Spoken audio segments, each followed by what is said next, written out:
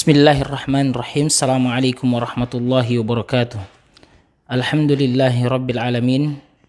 Wassalatu wassalamu ala asyrafil anbiya'i wal mursalin wa ala alihi wa ashabihi ajma'in, amma ba'd. Alhamdulillah, kita kembali mengucap syukur pada Allah Subhanahu wa taala karena pada pagi hari ini kembali bisa menyapa para pemirsa yang ada di rumah melalui serial Bincang-Bincang Santai, acara yang alhamdulillah sudah sejak setahun lebih ini menemani pagi para pemirsa yang ada di rumah dengan bincang-bincang yang bincang-bincang seputar agama yang tentu meskipun santai tapi kita berusaha untuk terus serius dalam mengucapkannya atau dalam membincangkannya, karena persoalan agama ini adalah persoalan yang serius dan memang perlu untuk kita bahasakan setiap harinya, kita bicarakan setiap hari agar dia tidak menjadi suatu hal yang asing dalam kehidupan kita. Kita bersalawat kepada baginda Nabi Muhammad sallallahu alaihi wasallam, pada para sahabat dan keluarganya, kepada istri-istri beliau yang suci yang mulia, dan semoga terus sampai pada kita yang istiqamah, yang komitmen terus berada di dalam sunnah-sunnah beliau ila yaumil qiyamah. Para pemirsa Bincang-Bincang Santai yang dirahmati Allah Subhanahu wa taala, kami menyapa para pemirsa yang sudah bergabung bersama kita pada kesempatan pagi hari ini. Ada Pak Warno Panigoro, Masya Allah menyimak lagi, Masya Allah, kayaknya beliau standby ini sehingga begitu muncul notifikasi dari Bincang-Bincang Santai langsung masuk dan menyapa kita semua dan para pemirsa yang ada di rumah ya, dengan kalimat yang tidak asing lagi, menyimak. Masya Allah. Ada Pak Resmawan Al-Hawari menonton juga meskipun beliau ada hadir di studio DJ Kopi pada pagi hari ini. Kemudian ada Pak Rian Rohadi Ismail menyimak Ustadz. Masya Allah, ahlan wa sahlan kami ucapkan bagi para pemirsa yang sudah bergabung pada kesempatan pagi hari ini. Baik para pemirsa yang dirahmati Allah Subhanahu wa taala, pagi ini tentunya kita bersama dengan Ustadz kita, Ustadz Ishaq Hafizahullah Ta'ala, dengan kalau kemarin kita pakai laptop ya untuk live, saat ini kita kembali semula ya, sebagaimana awalnya Bincang-Bincang Santai itu ya, bermodalkan HP dan mic boya ya. Semoga ya suaranya jelas alhamdulillah, dan mudah-mudahan tidak ada halangan sampai acara selesai. Baik, kita sapa dulu Ustadz kita yang alhamdulillah sudah berada bersama kita pada kesempatan kali ini. Assalamualaikum Ustadz, bagaimana kabarnya Ustadz? Waalaikumsalam warahmatullahi wabarakatuh. Alhamdulillah sehat walafiat, dan semoga juga teman-teman yang ada di rumah, para penonton yang sudah 19 orang ini juga dalam keadaan sehat walafiat. Amin, ya. Amin. Sebab ini juga modal utama kita, iya. Dan kepada Pak Kodrat bin Garara Jafara, Pak Ahmad Gus, juga Pak Epin Tuki. Assalamualaikum Pak Epin Tuki. Waalaikumsalam warahmatullahi wabarakatuh. Iya. Bone hadir, Masya Allah. Juga ada Pak Ahmad Gus. Kali ini Ustadz kita mencoba untuk mengangkat kisah yang sederhana. Ya, Ustadz. Semoga dari kisah ini atau di balik kisah ini banyak pelajaran yang bisa kita petik. Yes. Dan kisah ini adalah kisah Umar bin Khattab radhiyallahu ta'ala anhu bersama penjual susu. Ya, penjual susu, dan kisah ini tentunya kita sudah tahu, namun di pagi hari ini kita mencoba untuk kembali mengisahkan dan menceritakan. Karena memang cerita-cerita orang terdahulu itu menjadi pelajaran bagi kita. Bahkan kalau kita lihat konsep Al-Quran itu ada bicara tentang akidah, ada bicara tentang syariat, ada bicara tentang muamalah, tentang akhlak. Namun kemudian untuk menguatkan komitmen orang terhadap akidah, terhadap syariat, terhadap muamalah, terhadap akhlak itu dengan kisah. Wa kullan naqussu 'alaika min anba'ir rusuli ma nuthabbitu bihi fu'adak. Jadi seluruh kisah-kisah Rasul itu kami kisahkan kepadamu, orientasinya adalah ma nuthabbitu bihi fu'adak, untuk mengokohkan dan menguatkan hatimu. Apalagi Umar bin Khattab radhiyallahu taala anhu adalah orang yang telah mendapatkan hidayah dari Allah. Ulaikal ladzina hadahumullah fa bihudahu muqtadi. Dengan hidayah mereka hendaklah kalian mengikutinya. Dan ahlan wa sahlan kepada 30 penonton yang sudah bersama kita hari ini. Jadi Umar bin Khattab radhiyallahu taala anhu adalah manusia yang sangat takut kepada Allah Subhanahu wa taala. Adalah pemimpin yang juga memiliki rasa tanggung jawab terhadap apa yang dipimpinnya. Jadi karena di dalam kepemimpinan atau di rakyat Umar bin Khattab radhiyallahu taala anhu sudah mulai ada kecenderungan untuk mencampur susu dengan air, atau mencampur susu dengan air supaya mereka mendapatkan keuntungan yang banyak. Iya. Dan karena itulah Umar bin Khattab radhiyallahu taala anhu mengeluarkan sebuah aturan, ultimatum, dengan mengutus orang-orangnya ke pasar-pasar dan ke tempat-tempat keramaian untuk tidak mencampur susu dengan air. Iya. Biasanya kalau sudah banyak, ya, karena ada orang yang ingin meraup keuntungan yang sebanyak-banyaknya, maka dia buat barang-barang palsu, barang-barang KW. Namun karena Umar bin Khattab radhiyallahu taala anhu adalah pemimpin yang memiliki tanggung jawab terhadap yang dipimpinnya, fenomena di tengah masyarakat seperti ini segera dia ingin obati. Maka dengan membuat sebuah keputusan pelarangan terhadap orang-orang yang mencampur susu dengan air. Kemudian Umar bin Khattab radhiyallahu taala anhu tidak hanya sekadar mengeluarkan sebuah aturan, tapi penerapannya juga selalu diawasi, selalu ada pengawasan. Dan bahkan pengawasan itu Umar bin Khattab radhiyallahu taala anhu sendiri yang turun. Jadi ketika biasanya ada para pemimpin-pemimpin yang membuat sebuah aturan, mau dijalankan aturan itu atau tidak menjadi persoalan bagi dia, yang penting sudah ada surat edaran, sudah.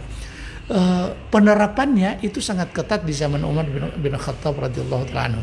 Tapi masya Allah ini sudah banyak yang mencoba masuk. Ya. Jadi kita ceritakan dulu kisahnya, nanti kemudian pelajaran-pelajaran penting yang bisa kita ambil. Jadi Umar bin Khattab radhiyallahu taala anhu di malam hari bersama pengawalnya, jadi turun lapangan. Dan ini bukan sekedar belusukan. Ada orang yang belusukan yang dengan membawa awak media, kemudian di expose, ya, mau masuk got atau kemudian sedang mencangkul dan seterusnya, padahal dia tidak pernah melakukannya. Nanti kebutuhan kamera baru kemudian dia lakukan itu. Umar bin Khattab radhiyallahu taala anhu setelah inspeksi ke rakyatnya, turun ke lapangan. Kemudian dia berhenti sejenak, di balik dinding itu dia mendengarkan ada dialog antara seorang wanita janda dan putrinya. Dia katakan begini, wahai anakku, wahai putriku, campurkan susu itu dengan air. Kemudian putri tadi, seorang wanita tadi mengatakan, bukankah Amirul Mukminin Umar bin Khattab radhiyallahu taala anhu telah melarang untuk itu? Kemudian ibunya menjawab, kan Amirul Mukminin Umar bin Khattab radhiyallahu taala anhu tidak melihat. Maka putri tadi, wanita tadi menjawab dengan jawaban yang tegas kepada ibunya, tapi tetap dengan penuh adab. Apa jawabannya? Beliau mengatakan, in kana Umar la yarana farabbu Umar yarana. Jika Umar tidak melihat kita, maka perlu diketahui bahwa sesungguhnya Tuhannya Umar sedang menyaksikan kita. Dan apa dialog ini didengar oleh Umar bin Khattab radhiyallahu taala anhu. Subhanallah, Umar bin Khattab tertegun dengan jawaban seorang wanita tadi. Maka apa yang dilakukan oleh Umar? Tandai rumah ini, kemudian mereka pulang. Di pagi hari, Umar bin Khattab radhiyallahu taala anhu memerintahkan kepada pengawalnya tadi untuk mencari tahu siapa gerangan yang ada dalam rumah itu. Maka tim diturunkan untuk mencari tahu siapa penghuni rumah itu. Ternyata informasi yang didapat bahwa yang ada dalam rumah itu adalah seorang janda bersama putri satu-satunya. Maka Umar bin Khattab radhiyallahu taala anhu berniat untuk menikahkan putrinya ini, menikahkan anaknya dengan putri ini. Subhanallah. Dan singkat cerita, Umar bin Khattab memiliki anak yang bernama Abdullah tapi sudah menikah. Kemudian juga Abdurrahman juga sudah menikah, maka diserahkan dinikahkanlah kepada anaknya yang bernama Asim. Maka dari hasil pernikahan inilah lahir seorang putri yang bernama Laila, yang Laila ini dinikahkan atau dinikahi oleh putra bangsawan yang bernama Abdul Aziz bin Abdul Malik bin Marwan. Kemudian dari hasil inilah terlahir cikal bakal seorang raja yang sangat adil dan bijaksana, yaitu Umar bin Abdul Aziz. Mungkin ini pengantar kita pada pagi hari ini, tapi mungkin disapa dulu ya sebelum kita mengambil pelajaran-pelajaran. Baik, ini tidak terganggu jaringannya, Ustaz ya? Ya. Iya. Baik para pemirsa, bincang-bincang santai yang dirahmati Allah Subhanahu wa taala. Ahlan wa sahlan kami ucapkan bagi para pemirsa yang sudah bergabung bersama kita pada kesempatan pagi hari ini. Ada Pak Ahmad Gus Bone hadir, Pak Nasbil Mangendre, ya, Pak Nasbil Mangendre Makassar menyimak, ya, Masya Allah. Kemudian ada Pak Into Suleman. Assalamualaikum warahmatullahi wabarakatuh. Waalaikumsalam warahmatullahi wabarakatuh. Selamat pagi Ustadz, ya. Kemudian Gumbar, ya, Sulteng menyimak. Dan ada Ummu Aisyah. Assalamualaikum Ustadz. Ipilo menyimak. Waalaikumsalam warahmatullahi wabarakatuh. Dan para pemirsa bincang-bincang santai yang pagi ini sudah bergabung bersama kita, kami ucapkan ahlan wa sahlan. Dan kami mengajak juga para pemirsa untuk bisa men-share kegiatan ini, live ini ke teman-teman, ya, teman-teman Facebook kita atau mungkin ke grup-grup kita, ya, agar semakin banyak orang yang bisa mendengarkan kisah yang menarik dari kisahnya Umar bin Khattab radhiyallahu taala anhu dan bisa mengambil pelajaran yang sebanyak-banyaknya dari kisah yang sedang kita bahas pada kesempatan pagi hari ini.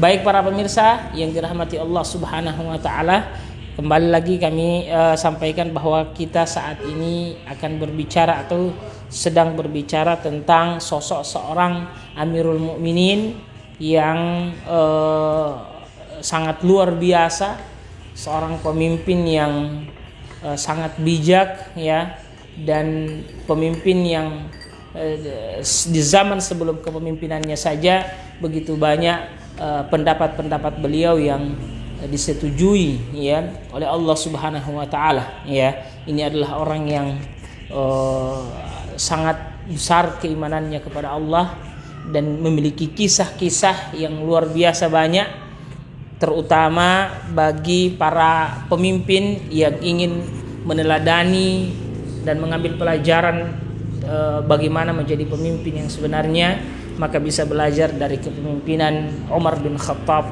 radhiyallahu taala anhu. Baik para pemirsa yang dirahmati Allah Subhanahu wa taala, kita akan keluarkan pelajaran-pelajaran penting yang menjadi hikmah dari kisah ini. Namun jika ada pertanyaan-pertanyaan yang ingin ditanyakan, kami buka, silahkan untuk bisa bertanya melalui kolom komentar dengan pertanyaan apa saja, bebas insya Allah, ya, dan insya Allah kami akan menjadi teman para pemirsa untuk menyampaikan hukum, meskipun apa yang kami sampaikan tentunya tidak bermaksud untuk mengharuskan para pemirsa harus ikut, tapi paling tidak kami sudah menyampaikan apa yang kami ketahui dan bagaimana seharusnya yang kita lakukan terhadap hukum-hukum tersebut. Baik para pemirsa yang dirahmati Allah Subhanahu wa taala, ahlan wa sahlan, Pak Preki Usman sedang menonton, Pak Aprilianto Hida Telaga Biru menyimak juga. Selamat pagi untuk kalian ya. Ahlan wa sahlan wa marhaban bikum jami'an ya. Kami ucapkan selamat datang bagi kita semua yang sudah bergabung pada kesempatan kali ini. Baik para pemirsa yang dirahmati Allah, kita akan kembali mendengarkan Ustadz kita untuk mengeluarkan faedah dari kisah yang sangat menarik di pagi hari ini. Silakan Ustaz. Ya. Jadi pelajaran yang bisa kita petik dari apa yang telah kita paparkan tadi, yang pertama bahwa setiap pemimpin semestinya dia harus memiliki tanggung jawab terhadap apa yang dipimpinnya, sekecil apapun kepemimpinan itu. Dan perlu kita ketahui semakin besar kepemimpinan, maka sesungguhnya semakin besar pula tanggung jawab kita di hadapan Allah Subhanahu wa taala. Makanya generasi salafus saleh dulu ketika mereka tidak ditawarkan menjadi pemimpin, mereka menangis.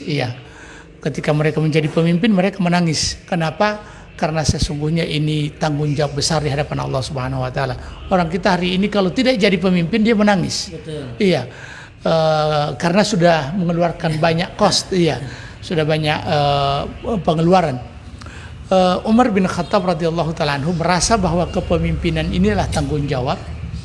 Maka dia melihat fenomena yang sudah mulai marak di tengah masyarakat, di mana mereka sudah mulai menjual barang-barang KW, barang-barang yang palsu, barang-barang tipuan, kemudian juga sudah mulai mencampur susu dengan air sehingga untuk meraup keuntungan yang sebanyak-banyaknya. Maka dibuatlah aturan seperti itu. Dan memang Umar bin Khattab adalah pemimpin yang adil. Jadi kenapa Umar mengatakan begini? Seandainya terperosok kuda yang ada di Irak sana, sementara di mana Umar bin Khattab? Di Madinah.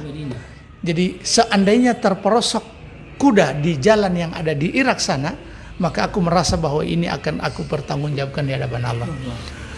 Umar bin Khattab radhiyallahu ta'ala anhu memikirkan tentang kemaslahatan rakyatnya, termasuk masalah infrastruktur, sarana dan prasarana. Jalan itu diperhatikan oleh Umar bin Khattab radhiyallahu ta'ala anhu. Kita bisa bayangkan bagaimana seorang pemimpin yang menganggap bahwa kepemimpinan ini adalah tanggung jawab dia di hadapan Allah. Pasti dia berusaha untuk memperbaiki dan bertanggung jawab. Karena memang Allah Subhanahu wa taala sebutkan, kullukum ra'in wa kullukum mas'ulun an ra'iyatihi. Jadi pelajaran penting.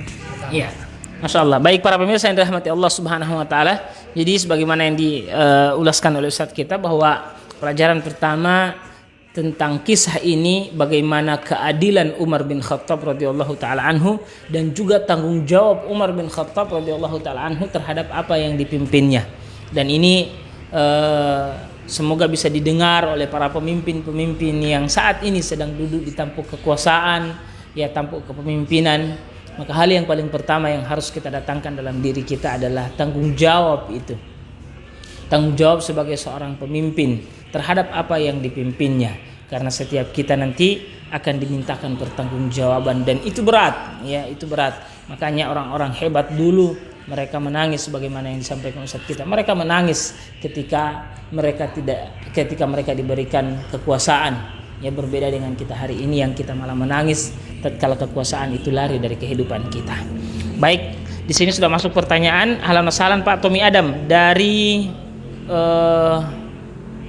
mana ini Pak Tommy Adam kemarin saya lupa. Islamic Center Al-Huda Luk.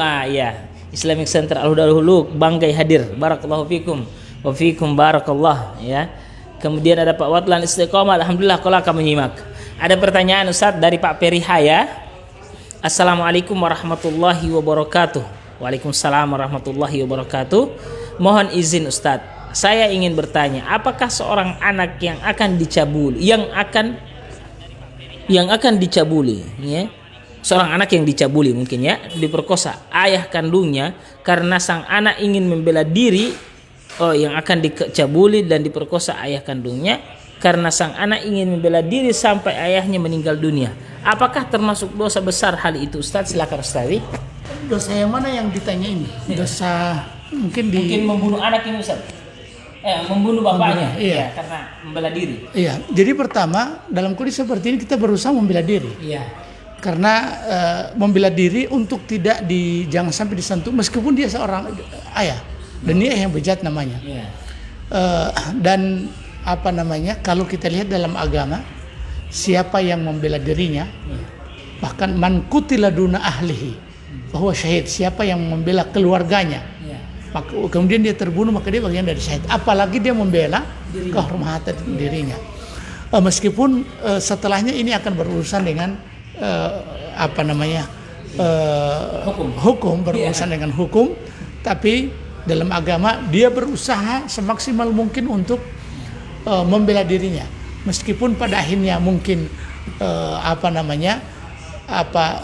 sampai kepada pembunuhan, tapi kemudian mungkin nanti kalau dalam masalah hukum negara kita ini akan dipertimbangkan. Yang jelas bahwa dia harus berusaha untuk membela dirinya sebagaimana hadis Rasulullah SAW, man qutila duna malihi fahuwa syahid. Siapa yang terbunuh karena menjaga hartanya, untuk harta saja begitu, apalagi kalau kehormatannya. Iya, Allah taala. Iya. Ya, jadi seperti itu Pak Ferry Haya ya. Yang paling penting adalah kita diperintahkan untuk membela diri kita ya, menyelamatkan diri kita meskipun itu bapak kita ya. Baik. Ahlan wa sahlan kami ucapkan bagi para pemirsa yang kembali bergabung pada kesempatan pagi hari ini. Ya, yang baru bergabung kami sampaikan bahwa pembahasan kita tentang kisahnya Umar bin Khattab radhiyallahu taala anhu, dan sekarang ini kita akan mengeluarkan pelajaran-pelajaran dari kisah tentang Umar bin Khattab bersama seorang anak perempuan yang begitu tulus ya, dan begitu tulus ketakutannya kepada Allah Subhanahu wa taala ya. Baik para pemirsa yang dirahmati Allah, kita kembali akan mendengarkan ya pelajaran-pelajaran penting dari kisah ini. Silakan Ustaz. Pelajaran yang berikut bisa kita petik dari kisah ini. Di samping merasa amanah dan tanggung jawab terhadap tugas yang dibebankan kepada kita, dan semuanya akan dipertanggungjawabkan di hadapan Allah Subhanahu wa taala. Yang kedua adalah harus ada perasaan muraqabatullah. Jadi perasaan diawasi oleh Allah Subhanahu wa taala. Seorang putri tadi, ibunya mengatakan bahwa bukankah Umar bin Khattab Amirul Mukminin tidak melihat kita? Maka putrinya menjawab, in kana Umar la yarana, fa rabbu Umar yarana. Jika Umar tidak melihat kita, maka ketahuilah bahwa Tuhannya Umar sedang menyaksikan kita. Nah, ini yang disebut dengan muraqabatullah, merasa diawasi oleh Allah Subhanahu wa taala. Sebab Allah Subhanahu wa taala Maha melihat, Maha mendengar, Maha mengetahui. Bahkan pengetahuan Allah Subhanahu wa taala itu yang nyata ataupun tidak. Ya'lamu kha'inatal a'yun wa ma tukhfis sudur. Allah Subhanahu wa taala mengetahui segala sesuatu, termasuk pengkhianatan yang dilakukan oleh mata. Jadi cuma mata ini jelalatan, berkhianat, menonton hal-hal yang dilarang oleh Allah Subhanahu wa taala, meskipun mungkin tempatnya sudah tertutup, kamarnya sudah tertutup, tidak ada yang bisa melihat, tapi Allah Subhanahu wa taala mengetahui yang namanya khainatul ayun, pengkhianatan mata. Tidak hanya seperti itu, tapi juga wa ma tukhfis sudur. Dan apa yang disembunyikan di dalam dada, di dalam hati, itu diketahui oleh Allah Subhanahu wa taala. Jadi harus ada perasaan muraqabatullah. Perasaan kita ini diawasi oleh Allah Subhanahu wa taala. Makanya memang tingkat keislaman seseorang yang paling tinggi itu adalah ihsan. Maratibul iman itu, jadi pertama dari iman, Islam, kemudian iman, kemudian Islami sebagaimana hadis Jibril. Ya. Nanti kita juga akan mencoba mendiskusikan hadis Jibril ya.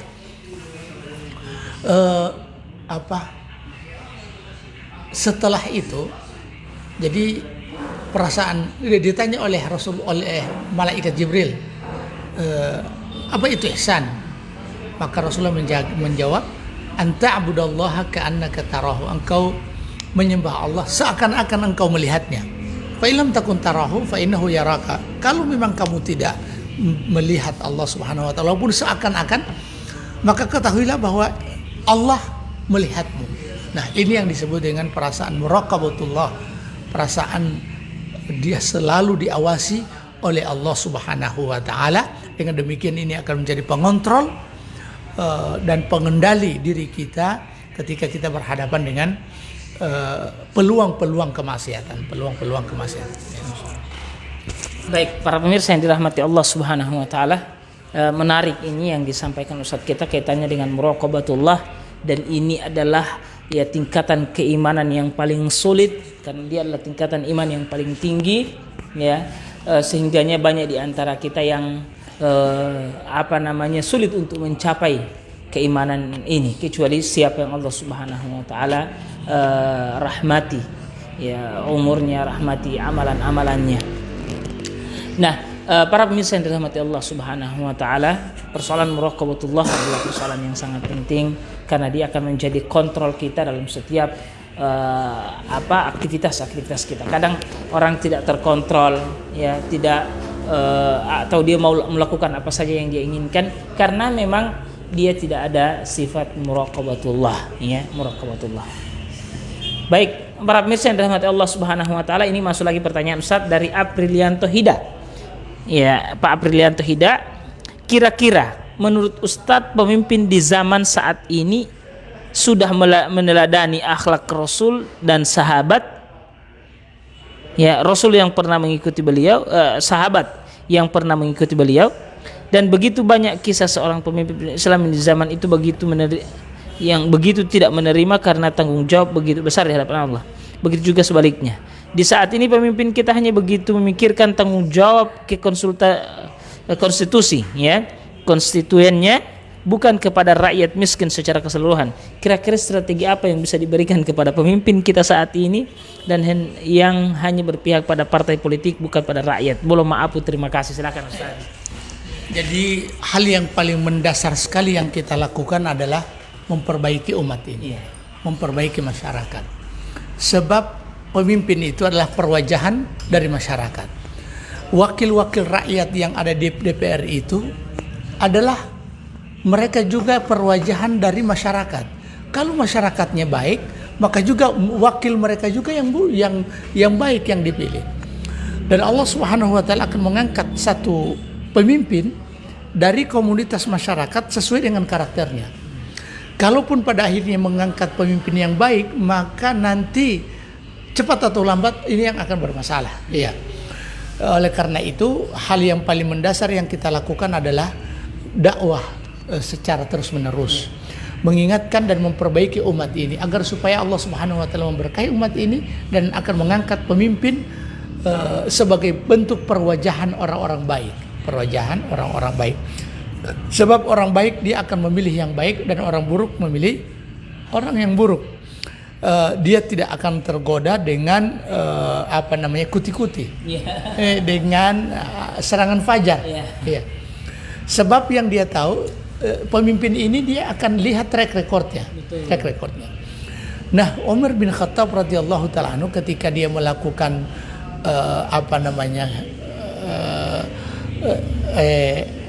pengontrolan terhadap masyarakatnya itu bukan karena dia ingin menaikkan elektabilitas politiknya untuk yang kedua kalinya jadi pemimpin, tidak, tapi ini berangkat dari sebuah tanggung jawab kepada Allah Subhanahu wa taala. Maka dari itu hal yang paling mendasar sekali yang kita lakukan adalah perbaikan masyarakat. Dan kalau masyarakatnya baik, insya Allah Allah akan datangkan pemimpin yang baik. Ada di zaman Umar bin Khattab radhiyallahu taala anhu, ada orang yang mengeluh di zaman Ali bin Abi Thalib. Orang mengeluh, "Wahai Ali, kenapa di zamanmu ini terlalu banyak fitnah? terlalu banyak peperangan, perselisihan dan seterusnya. Sementara di zaman sebelumnya, zaman Abu Bakar dan Umar, tenang-tenang saja, aman-aman saja. Maka Ali bin Abi Thalib menjawab dengan penuh diplomasi. Dia mengatakan karena memang di zaman Umar, di zaman Abu Bakar dan Umar, orang yang dipimpin adalah orang seperti saya. Sementara yang saya pimpin adalah orang seperti kamu. Iya. Maka dari itu, dari diskusi Ali bin Abi Thalib dengan seseorang ini menunjukkan bahwa sesungguhnya kekacauan yang terjadi itu boleh jadi bukan karena pemimpin, tapi juga karena yang dipimpin. Maka dari itu hal yang paling mendasar adalah perbaikan masyarakat. Dan ini tugas kita sebagai seorang dai, dan kita semua adalah dai. Ya. Yang berikut juga perlu ada dakwah kepada para pemimpin-pemimpin. Karena memang agama ini adalah nasihat. Nasihat itu untuk Allah, untuk Rasul, wali aimmatil muslimina wa ammatihim, dan juga dikhususkan kepada pemimpin-pemimpin umat dan masyarakat banyak. Jangan sampai dakwah ini hanya kita tujukan kepada segmentasi tertentu, kemudian pemimpin ini kebal nasihat. Makanya lewat media ya seperti ini barangkali ini bisa sampai kepada mereka, di telinga-telinga mereka, sehingga perlu diperbanyak supaya banyak orang yang bisa mengakses. Yang berikut juga, kalau kita meminta kepemimpinan, maka kita tidak akan ditolong oleh Allah. Rasulullah SAW memberikan nasihat kepada Abdurrahman bin Abi Samurah. Ya Abdurrahman, wahai Abdurrahman, la tas'alil imarah, jangan meminta kepemimpinan. Innaka in u'titaha an mas'alatin wukilta ilaiha. Kalau kamu mendapatkan kepemimpinan itu disebabkan karena kamu berusaha meminta dan meminta, apalagi mengeluarkan kos yang begitu banyak, maka sesungguhnya engkau akan dibiarkan dengan kepemimpinanmu itu dan Allah tidak akan tolong. Tapi sebaliknya, tapi kalau seandainya kamu in u'titaha an ghairi mas'alah wa inta alaiha, jadi kalau kamu diberi tanpa meminta, maka engkau akan ditolong oleh Allah Subhanahu wa taala. Masya Allah. Masya Allah, para pemirsa bincang-bincang santai yang dirahmati Allah. Ini menarik sekali pertanyaan Pak Aprilianto Huda ini ya, yang dijawab oleh Ustadz kita. Banyak hal yang bisa kita ambil, semoga sudah bisa diserap oleh para pemirsa yang ada di rumah. Dan mungkin stressingnya adalah kita terus memperbaiki diri, atau kita memperbaiki masyarakat, berdakwah di tengah-tengah masyarakat, agar masyarakat itu melakukan dua hal. Pertama, mereka terlibat dalam pemilihan pemimpin yang terbaik, ya, terlibat dalam pemilihan pemimpin yang terbaik. Dan yang kedua, ketika pemimpin yang mereka sudah pilih, maka mereka juga terlibat untuk bisa memberikan nasihat kepada para pemimpin tersebut, ya, supaya tetap ada kontrol ya sosial, dan mereka tetap diingatkan tentang tanggung jawab mereka yang besar ini. Baik para pemirsa yang dirahmati Allah Subhanahu wa taala, di sini Ustadz ada pertanyaan dari Pak Muhammad Fazri Tangahu. Ya, ini minta penjelasan tentang apa yang dimaksud dengan qalbun salim, Ustadz ya. Ya, silakan Ustadz. Illa man atallaha biqalbin salim. Kecuali datang kepada Allah Subhanahu wa taala dengan hati yang selamat. Qalbun salim itu lawannya adalah qalbul marid. Qalbun marid. Hati yang sakit. Penyebutan hati yang selamat, maka sesungguhnya berarti ada hati yang tidak selamat atau hati yang sakit. Maka hati yang qalbun salim itu yang pertama adalah selamat dari bentuk penyakit-penyakit hati. Penyakit-penyakit hati ini, jadi dia bersumber secara garis besarnya, penyakit hati ini bersumber dari dua hal. Yang pertama syubhat, dan yang kedua adalah syahwat. Syubhat ini ya sesuatu yang samar-samar, yang membuat dia ragu-ragu terhadap beragama ini.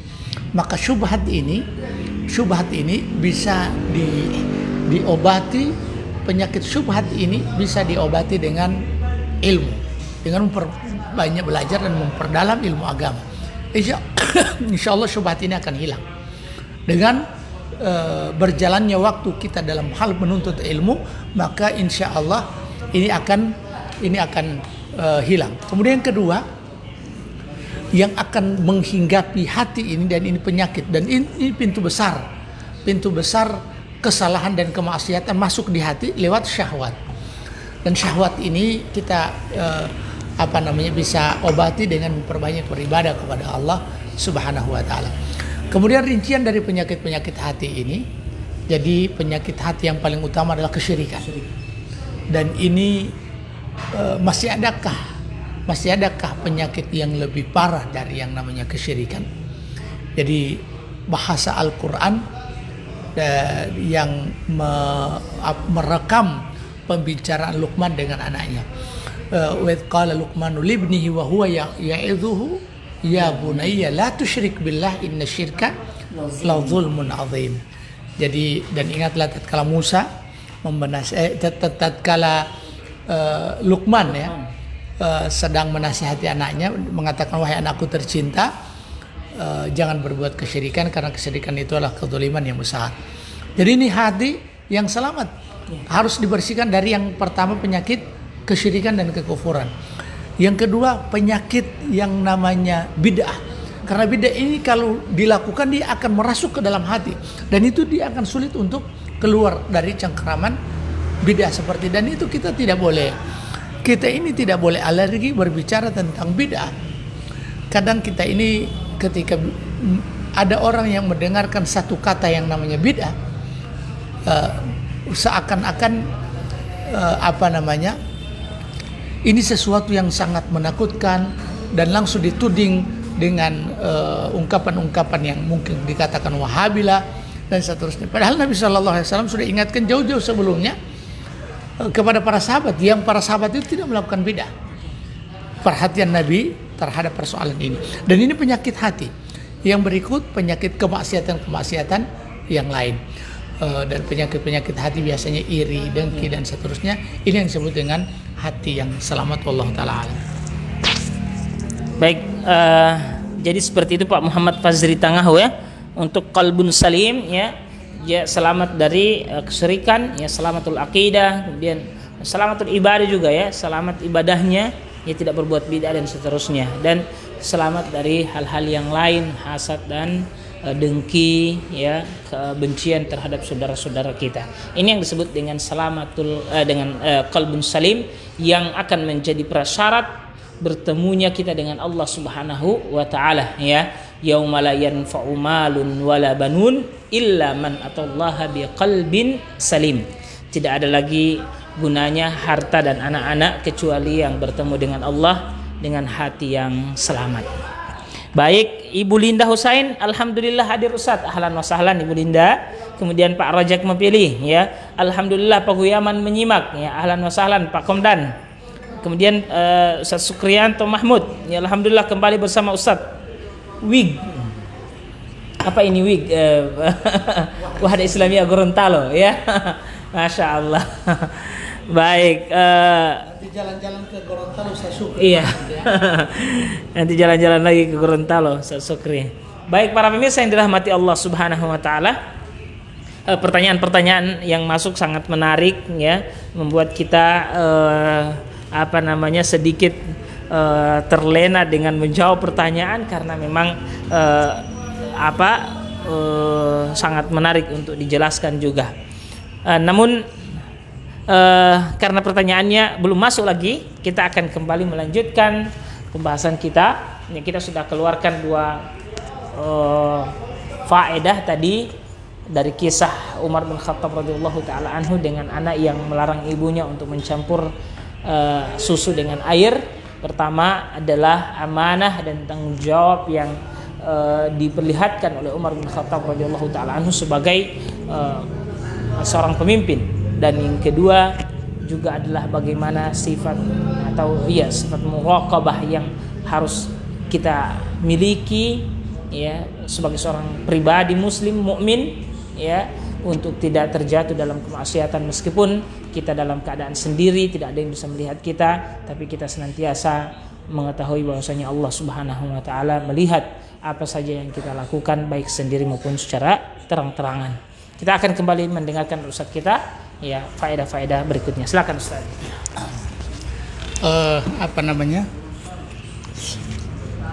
prioritas ini pelajaran yang ketiga. Ini sudah berapa menit ini? Kita 39 Ustaz. 39. Prioritas utama dalam pernikahan itu adalah agama dan akhlaknya. Dan ini menjadi bentuk nasihat kepada diri kita dan kepada kita semua, agar supaya pada saat kita memilih pasangan ini, pilihlah orang yang baik agama dan akhlaknya. Dan kalau tidak, maka kehidupan rumah tangga kita seakan kehidupan yang penuh dengan masalah. Dan ibarat neraka ketika dalam kehidupan ini tidak ada yang namanya akhlak dan tidak ada yang namanya agama. Umar bin Khattab radhiyallahu taala anhu adalah Amirul Mukminin. Dia adalah khalifah. Seorang pemimpin, dan pemimpin yang sangat ditakuti, pemimpin yang sangat disegani oleh kawan maupun lawan. Umar bin Khattab radhiyallahu taala anhu ketika melihat bahwa ternyata ada di satu rumah ada seorang putri, seorang bunga yang sedang mekar yang memiliki sifat agama dan akhlak yang baik. Agamanya memang karena memiliki muraqabatullah, dan itu adalah intisari dari agama ini, memiliki rasa takut kepada Allah. Kemudian akhlaknya adalah bagaimana dia mampu membangun komunikasi dengan ibunya. Tapi subhanallah, meskipun dia dalam keadaan miskin, meskipun dia hanya anak dari seorang janda, Umar bin Khattab radhiyallahu taala tidak mempedulikan itu, karena dia tahu ini adalah sebuah aset besar untuk menjaga keturunan Umar bin Khattab radhiyallahu taala anhu. Maka dia memiliki seorang wanita yang memiliki agama dan akhlaknya. Makanya Rasulullah SAW menasihati para pemuda untuk menikah itu, kepada orang tua yang menikahkan putrinya, idza atakum man tardawna dinahu wa khuluquhu fazawijuhu. Jika datang kepada kalian orang yang kalian cintai akhlak dan agamanya, maka nikahkan dia. Illam taf'alu takun fitnatun fil ardi wa fasadun 'alal arid. Kalau ini kalian tidak lakukan, maka terjadi fitnah dan kerusakan yang merata. Jadi pertama akhlak, kenapa agama? Agar supaya dia mengetahui hak-hak Allah Subhanahu wa taala. Ada orang yang berakhlak tapi tidak beragama. Jadi mungkin dengan mertuanya dia cium tangan, dengan mertuanya begitu perhatian, dengan istrinya sangat perhatian, tapi dengan Allah Subhanahu wa taala azan sudah berkumandang, dia tidak segera melaksanakan sholat. Ada lagi orang yang beragama tapi akhlaknya minim. Dia dengan Allah Subhanahu wa taala, hak-hak Allah dia tunaikan, dia sholat 5 waktu, puasa, zakat dan seterusnya. Tapi akhlak dengan istrinya, akhlak dengan mertuanya, itu sesungguhnya sangat minim. Makanya yang menjadi standar penilaian dalam pernikahan ini adalah akhlak dan agama. Adapun yang lain-lain itu yang namanya nilai plus, ya. Tapi standar utama penilaian adalah hal yang kita sebutkan tadi. Bayangkan anak seorang khalifah, Umar bin Khattab radhiyallahu taala anhu, seorang khalifah menikahkan putranya dengan putri seorang anak janda yang miskin. Itu karena kriteria Umar bin Khattab radhiyallahu taala anhu, agama yang memiliki muraqabatullah, dan yang kedua akhlak tadi. Jadi ini pelajaran penting. Iya. Menarik sekali para pemirsa, bincang-bincang santai yang dirahmati Allah Subhanahu wa taala. Poin atau stressing point yang ketiga ini sangat menarik, khususnya bagi kita sebagai orang tua yang mungkin sudah memiliki anak yang beranjak dewasa sekarang, ya. Apalagi itu anak laki-laki, ya. Untuk mencari pasangan untuk anak-anak kita ini perlu, ya, berhati-hati, karena kehidupan mereka setelahnya bukan kehidupan 1-2 hari, tapi ini adalah kehidupan yang, ya, bertahun-tahun, bahkan mungkin sampai mereka meninggal, ya. Dan ada saja problem-problem yang akan mereka temukan dalam rumah tangga mereka, dan jika itu tidak didasari dan dilandasi oleh kekuatan agama di dalam diri mereka, maka tentu akan menyebabkan kerusakan yang sangat besar, sebagaimana yang hadis yang disampaikan oleh Ustaz kita tadi, ya. Makanya para pemirsa, ya, bincang-bincang santai yang dirahmati Allah Subhanahu wa taala, perhatikan dengan siapa kita menjodohkan anak kita. Bibit, bebet dan bobotnya memang harus diperhatikan, dan yang paling penting adalah persoalan agamanya, ya, persoalan agamanya. Makanya kata Nabi, taribat yadak, ya, kamu akan enak, kamu akan selamat, kamu tidak akan susah dan seterusnya. Ketika ya tolak ukur kita adalah persoalan agama. Dan luar biasanya seorang Umar bin Khattab radhiyallahu taala anhu, ya, tidak lagi pikir panjang. Ketika dia sudah mendapatkan orang yang sesuai agamanya dengan anaknya, maka langsung dinikahkan. Dan ini pelajaran bagi kita mungkin yang punya kekayaan, yang biasanya melihat ya orang yang harus sepadan dengannya untuk dinikahkan dengan putra atau putrinya, ya, tidak lagi melihat persoalan agama. Maka seharusnya yang kita lihat adalah bagaimana ya anak kita bisa bersanding dengan orang yang baik agamanya, agar bukan cuma sekedar dia perhatikan urusan pribadinya, tapi urusannya dengan Allah Subhanahu wa taala juga dia perhatikan. Ahlan wa sahlan, kami ucapkan 27 penonton bersama kita pada pagi hari ini, dan sudah masuk beberapa pertanyaan dari Fahri Pareba, ya. Bismillah, izin bertanya Ustadz, apakah termasuk hati yang keras ketika ditimpa musibah, misalnya kehilangan orang yang dicintai, lantas kita tidak bersedih karena kita tahu itu sudah takdir dan kita pasti akan menemuinya juga? Mohon penjelasannya Ustaz, silakan Ustaz. Jadi ini hati ini perlu di manage, ya. Maksudnya pertama, hati ini disebut hati karena litaqallubi, sumiyal qalbu qalban litaqallubihi. Hati itu disebut hati karena memang harus kadang berbolak-balik. Dan hati ini perlu di manage karena kalau tidak di-manage maka dia akan liar. Bagaimana liar? Yang semestinya kita bersedih, kemudian dia bergembira. Yang semestinya bergembira, dia bersedih. Nah, ini juga kesalahan. Mengimani takdir Allah Subhanahu wa taala, tapi juga sesungguhnya kesedihan itu juga harus ada. Iya, harus ada. Makanya Rasulullah SAW adalah orang yang sangat tahu tentang takdir Allah daripada kita. Rasulullah SAW sangat memahami apa itu takdir. Tapi ketika kematian anaknya Ibrahim, Rasulullah berlinang air matanya. Rasulullah bersedih. Kemudian sahabat bertanya, "Anta ya Rasulullah? Apakah engkau wahai Rasulullah masih menangis?" Maksudnya artinya sekelas Nabi saja masih menangis, masih bersedih. Padahal Nabi ini tahu bahwa ini adalah ketentuan Allah. Maka apa kata Nabi? Innal 'aina latadma.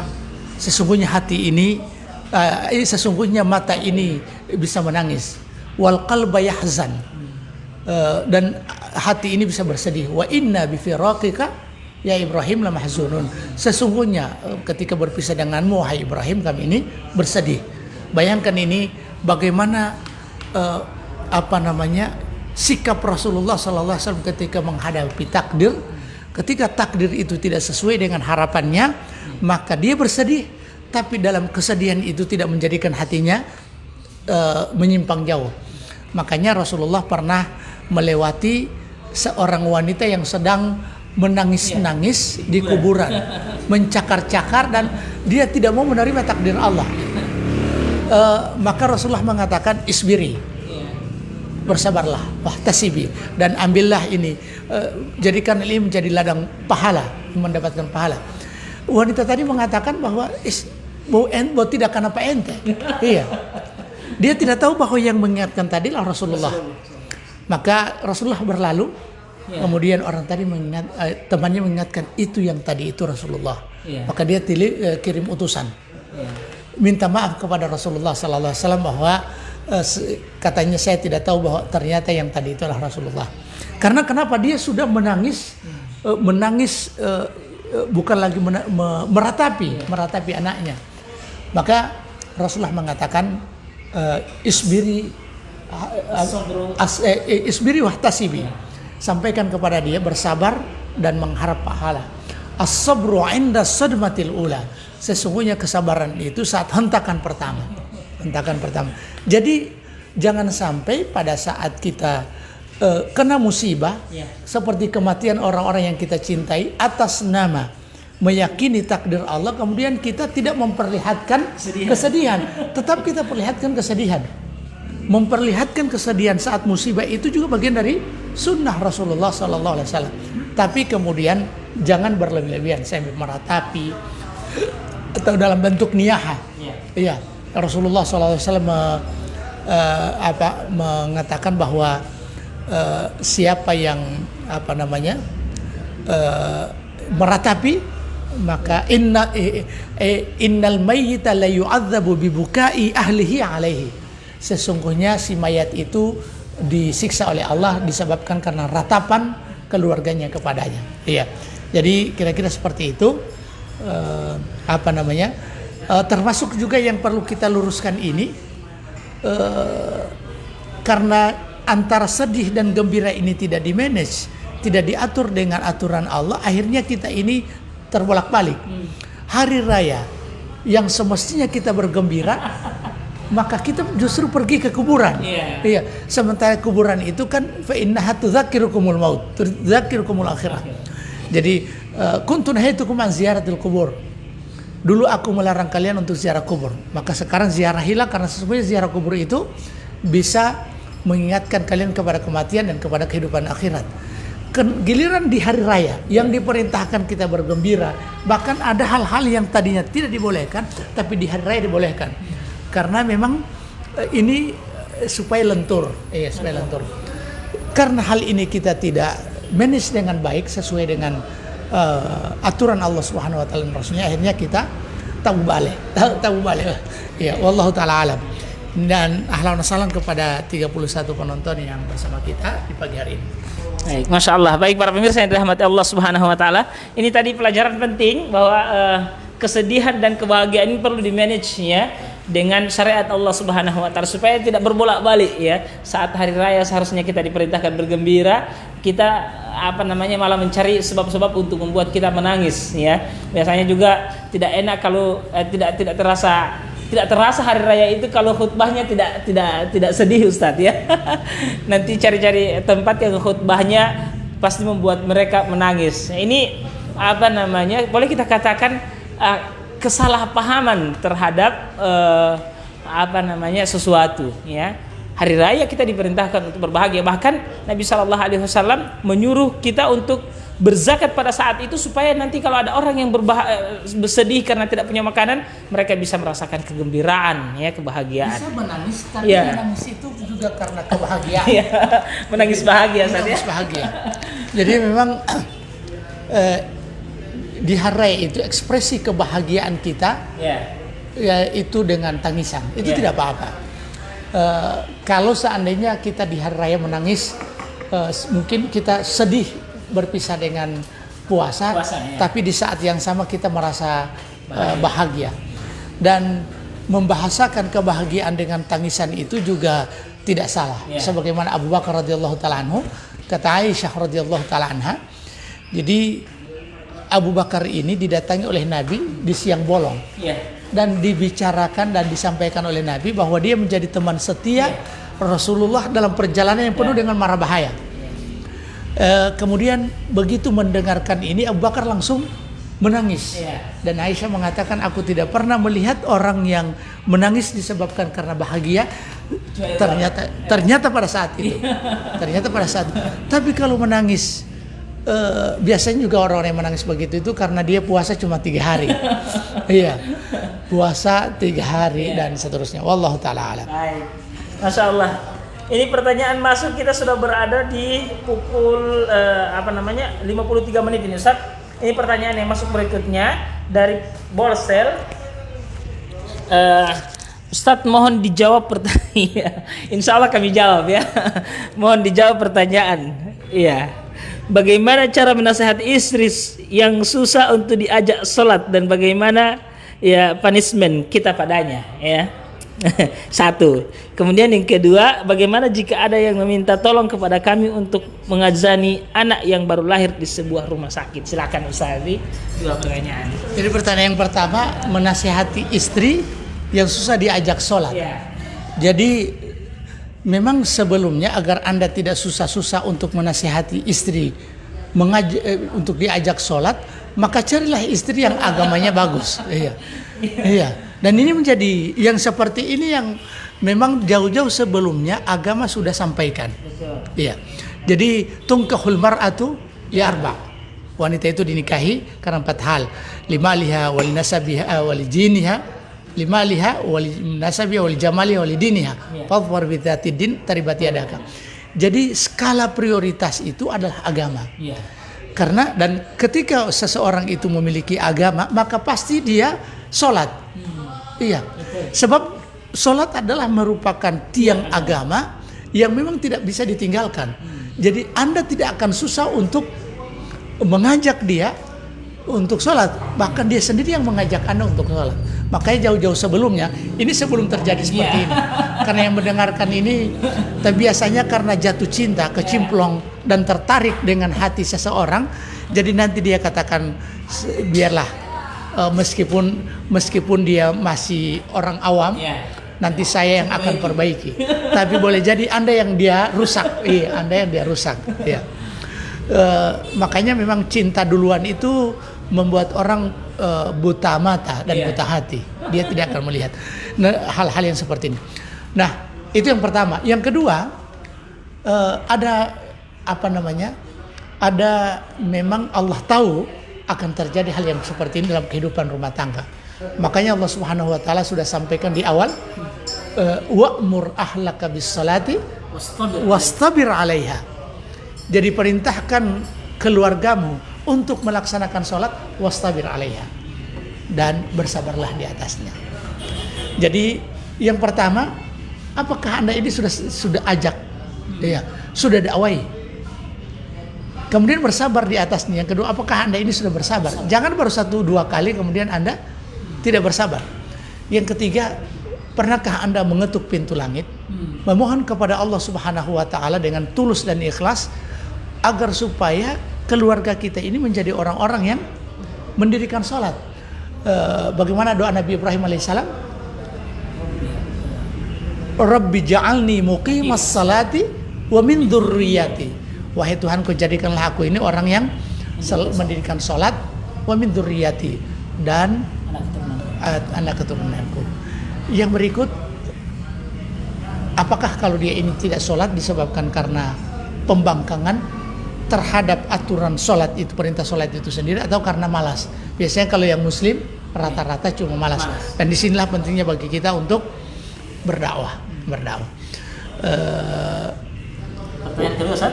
Pertanyaan kedua, Bagaimana jika ada yang minta tolong kepada kami untuk mengazani anak yang berlahir? ini azan, para ulama menyebutkan, sebagian para ulama menyebutkan bahwa dalilnya bermasalah. Tapi kalau kita melihat di kitab Tuhfatul Maudud bi Ahkamil Maulud, jadi kado yang buku ini dikarang oleh Ibnu Qayyim al-Jauziyah berupa kado untuk anaknya, untuk kemenakannya yang lahir.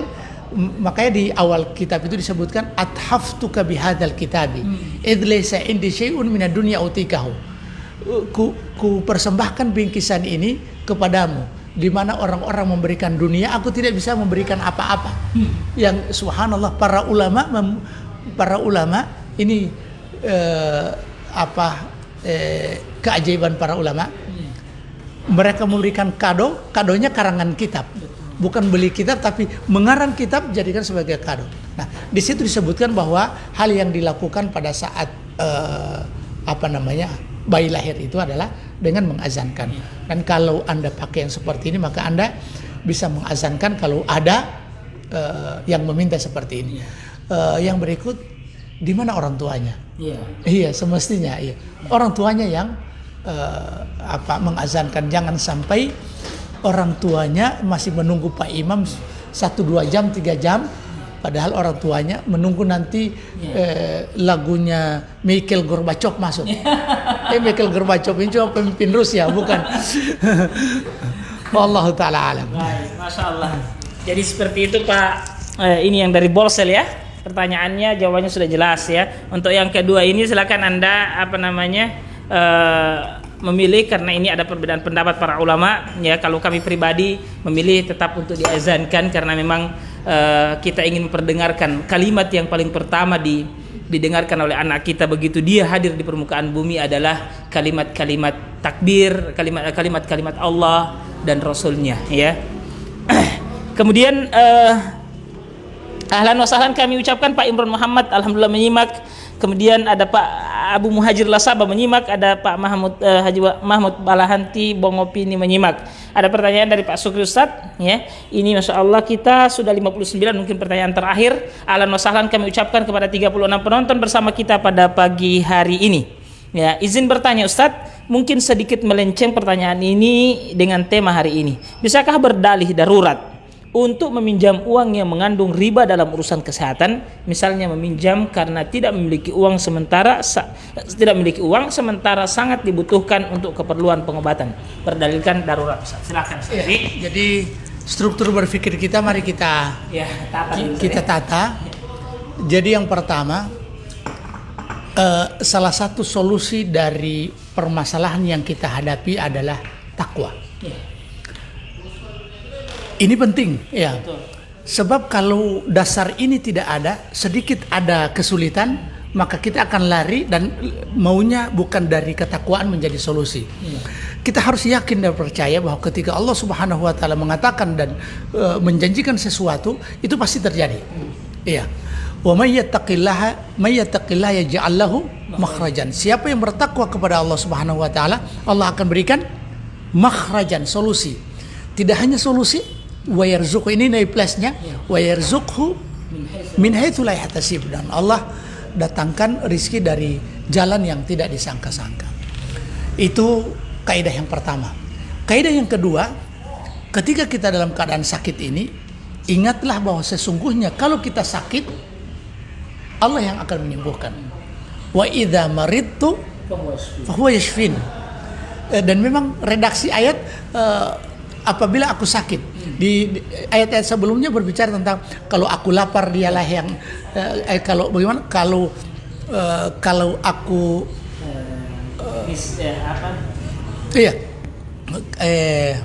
astagfirullah, wa idza maridtu fa huwa yashfin.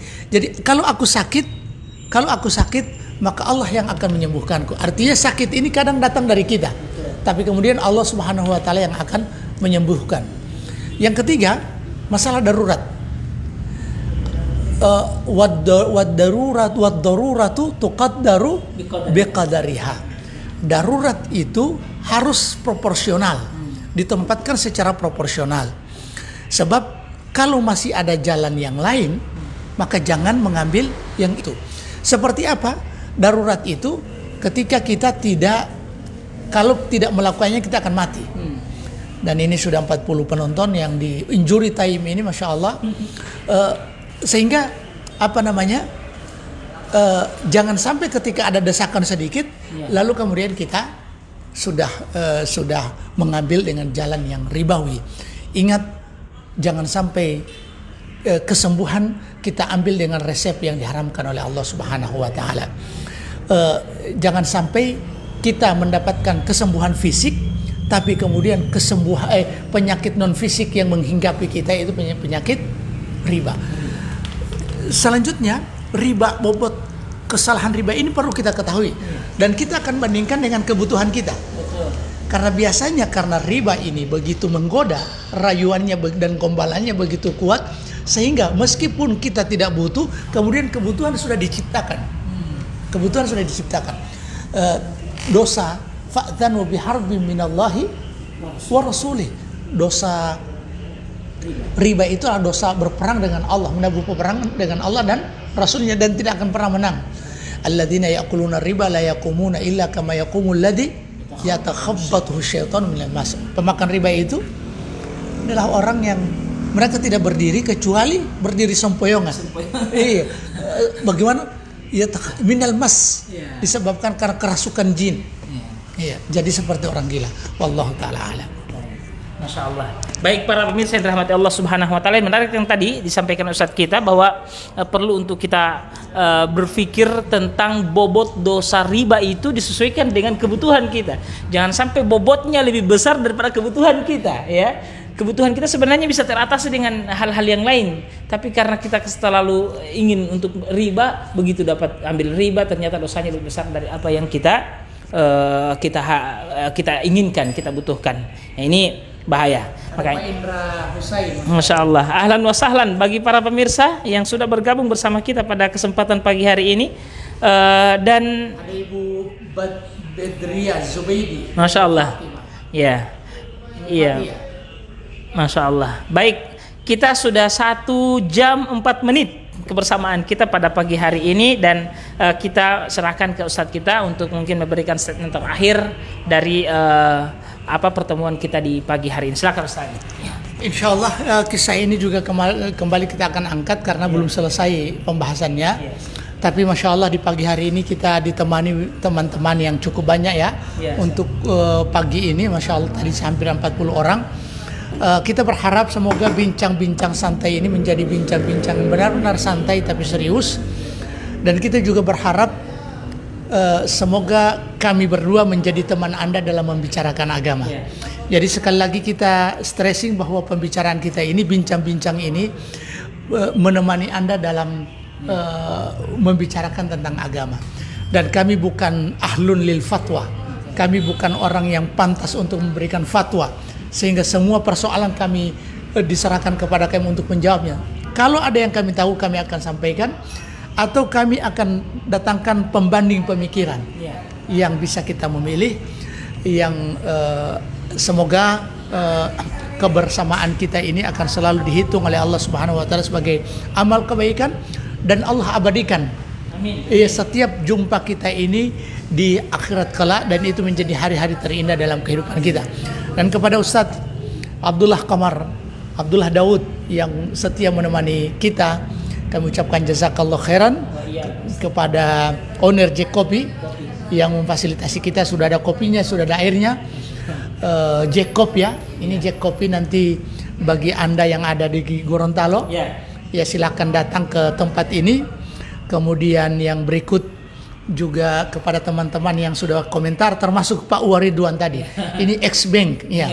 Beliau ini karir beliau di bank ini sudah begitu menggoda, tapi kemudian mengambil sebuah keputusan untuk berhenti karena tadi ada perasaan muraqabatullah, diawasi oleh Allah Subhanahu wa taala. Beliau mengatakan Pak Waridwan riba, ngeri banget. Ngeri banget. Iya.